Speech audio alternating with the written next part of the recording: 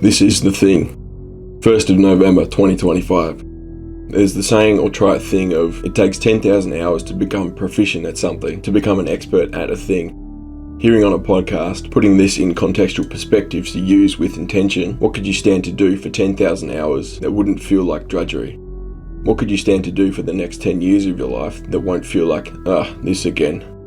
And also, if you're only motivated by the paycheck, well, how hard could you really work? Jimmy Carr on Diary of a CEO podcast. I think this very writing is it, as the thing for me. This is the thing. At least for now, but I'm pretty confident it will stay as the thing. I've written before that I think I'll do this for the rest of my life somewhere in a previous notebook, or multiple times in more. I might not be 10,000 hours into this practice, it's hard to tell, but I'm definitely well on my fucking way. I might even be there with the 10,000 hours with the surrounding things like the footnotes I initially think about and do on my phone before putting them as the first thing for each topic. Does this make me an expert at journaling? Technically, I guess. A self-anointed degree in overthinking. At no point has this practice ever felt like drudgery, at least from what I can remember. It might have in the beginning when figuring out how to do it in my own way effective for myself, but I think ever since the long-form conversational style, it's just been flow states just about every time. Even with inconsistencies of how much I actually sit down and write, when I do or did, it's never felt like, this again. I think this could be my life's work. It literally is, literally. As a career option, if I figure out and develop a way to monetize it. I'm already working on that by using one of the topics I've written as scripture or a monologue for a film/video for YouTube, to which hopefully what I can make is fucking sick. I already do this for no external reward or validation or whatever, so I'm not motivated by the paycheck to write and challenge myself with my own thinking. This doesn't have a paycheck and hasn't had one ever in any form in the 4 years of doing this, other than my own growth and enjoyment from doing so. Beautiful.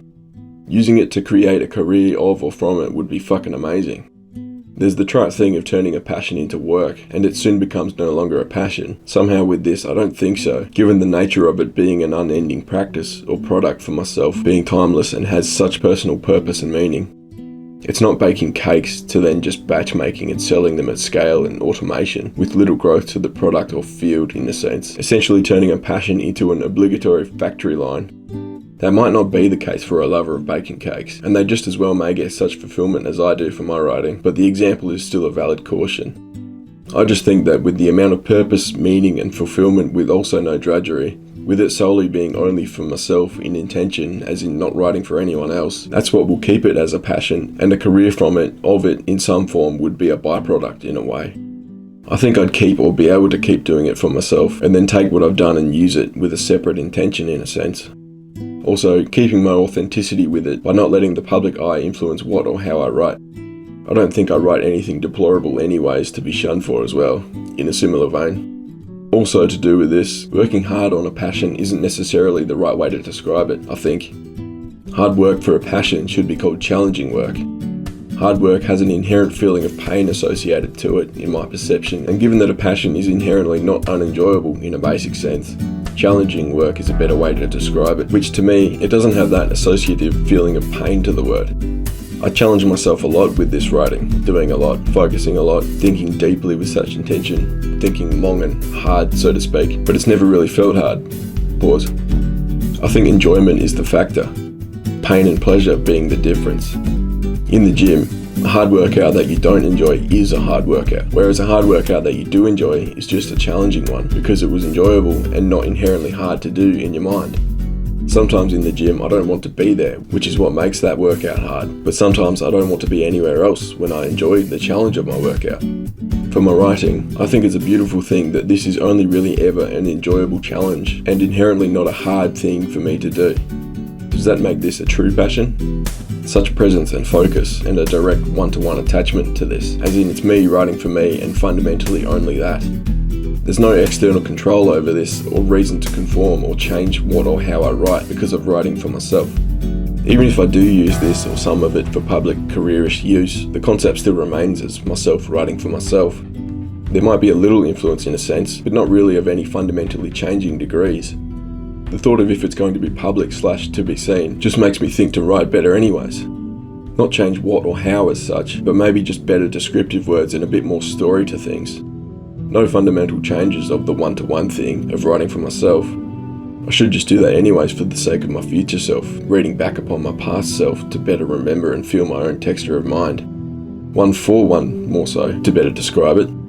With it being to me, of me, for me, requiring essentially all of me to do it and be in it, past, present, future, whatever the fuck else personal terming. That's what I think makes this such a purposeful and meaningful thing that I get so much satisfaction from it.